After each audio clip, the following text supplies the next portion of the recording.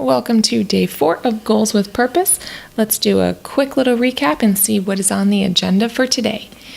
By now, you should have a very clear and defined goal, as well as barriers that are going to possibly prevent you from achieving that goal. But you're not going to have any barriers because by now you should have a plan to overcome any obstacles that may stand in your way.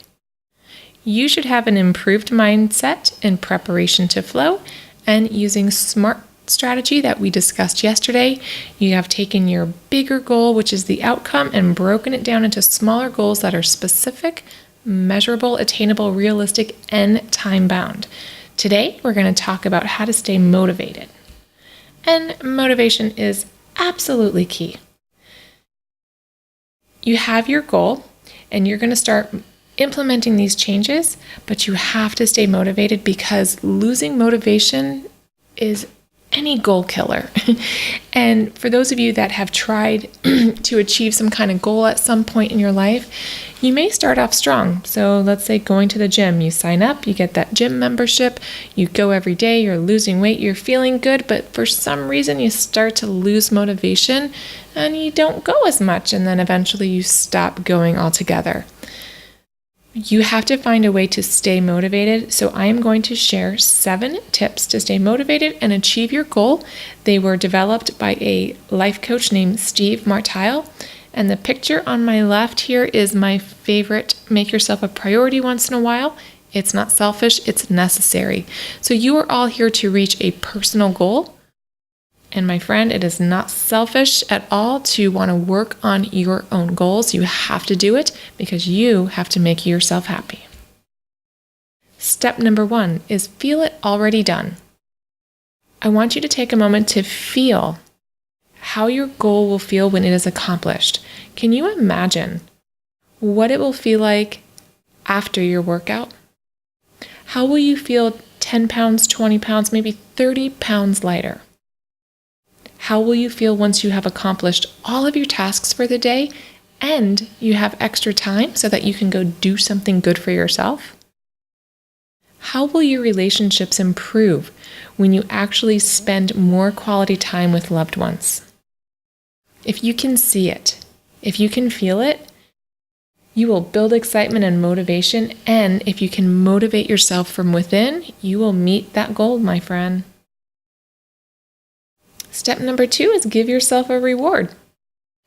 This step is very similar to the first step. If you're having a hard time feeling it already done, maybe you can't necessarily see that vision in place, the next best thing you can do to yourself is to just give yourself a reward. And it's not going to be just any reward. I want you to feel the reward. And the way I want you to feel this reward is to associate strong positive feelings with the end result, because after all, your goal is your reward.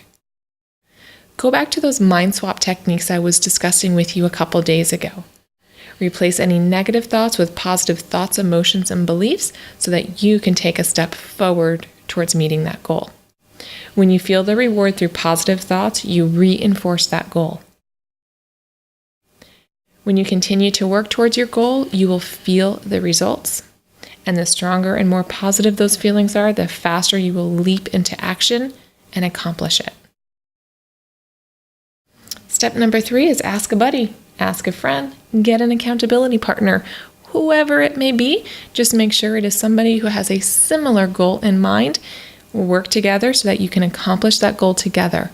I love going to the gym or to yoga with somebody because we all have those days where we're like, I just want to stay in bed a little bit longer, or I'm just going to stay here and do some work. But if you know somebody's waiting for you at the gym, you're going to get your butt in the car and go.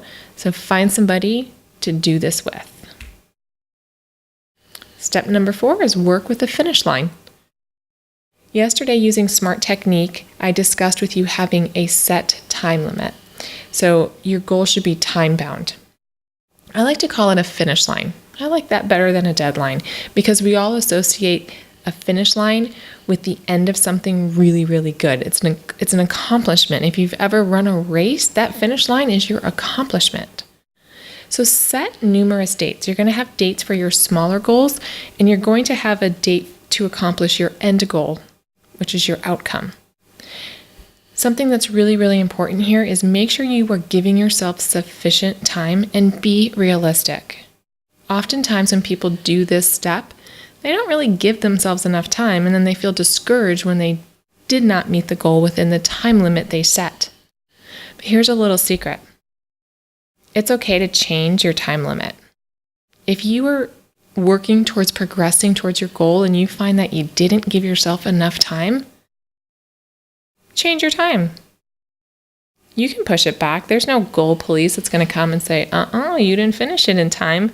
Sometimes we have to rework our goals and modify those due dates in order to make it work. So make it work for yourself, feel it done, and get it done. Step number 5 is create reasons why you will succeed. And you are going to succeed at this, my friend. The more you focus on what you can do, the easier and more natural it becomes. So I want you to realize that your mind is not in control. You are. You are in control of those thoughts, those emotions.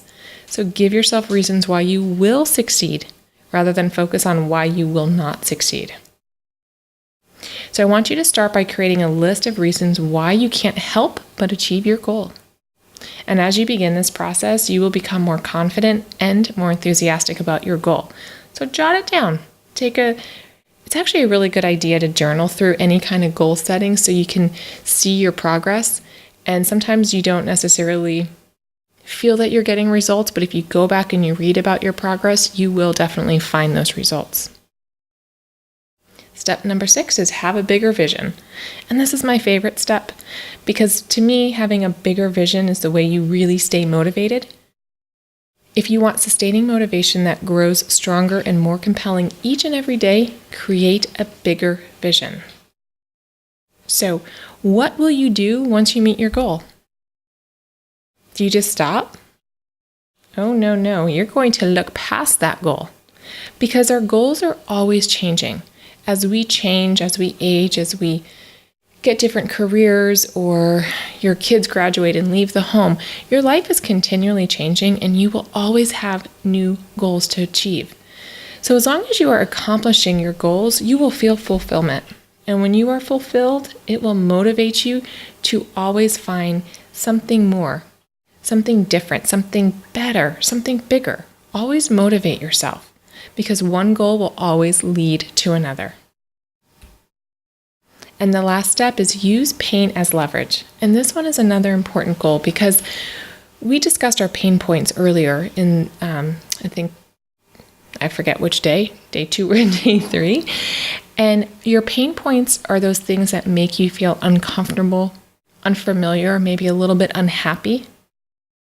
So I want you to take that feeling, how you feel right now, and use it to motivate you to push past the pain so you no longer feel that pain.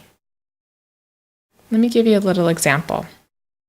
If you are feeling unmotivated, out of shape, and you feel unhealthy, you likely feel uncomfortable. And this is why you want to make this goal. You want to make this change. Maybe it's to lose weight or go to the gym because you're not happy with yourself. So I want you to take a moment and write this feeling down. As you start to move towards your goal and you're feeling motivated, you're feeling happy, confident, and comfortable in your skin again, go back and revisit what you wrote.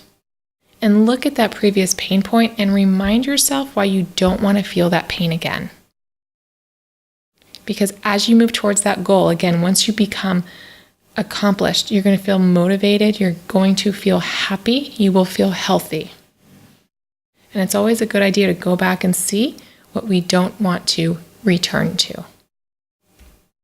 All right, let's do a quick little recap. In step 1, you are going to feel it already done. Step 2, give yourself a reward. Step 3, ask a buddy. Step 4, work with the finish line. Number 5, create reasons why you will succeed. Number 6, my favorite, have a bigger vision. And number 7, use pain as a leverage.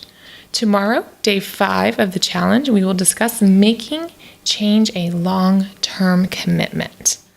Have a great night. And if you want more, leave a comment. Join me on Facebook to continue the conversation. And together, let's make 2018 the year of health and happiness.